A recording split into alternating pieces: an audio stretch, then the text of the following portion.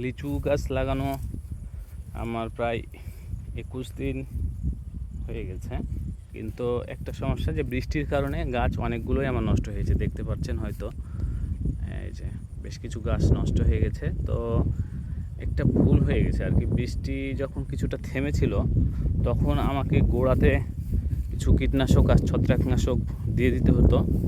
সেটা আসলে একটু মিস্টেক হয়ে গেছে আর কি। আজকে সেটা দিব, তো এই কারণে গোড়াগুলো হালকা করে মেল করে নিয়েছি এবং যে কীটনাশক এবং ছত্রাকনাশকগুলো দিব। চলুন দেখি। হ্যাঁ, দেখতে পাচ্ছেন কিছু আর কি কীটনাশক এখানে রাখা হয়েছে, আর ছত্রাকনাশক এখানে সাইফারমেথ্রিন আছে, আর এখানে অ্যাজোক্সিস্ট্রোবিন যোগ সিপ্রোকোনাজল এটা, আর সাথে এটা দিচ্ছি।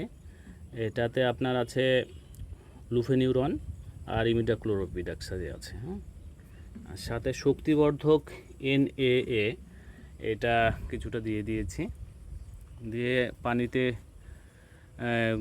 মিশ্রণ করে মোটামুটি 1/2 লিটার করে সব গাছগুলোতে দিয়ে দেবো।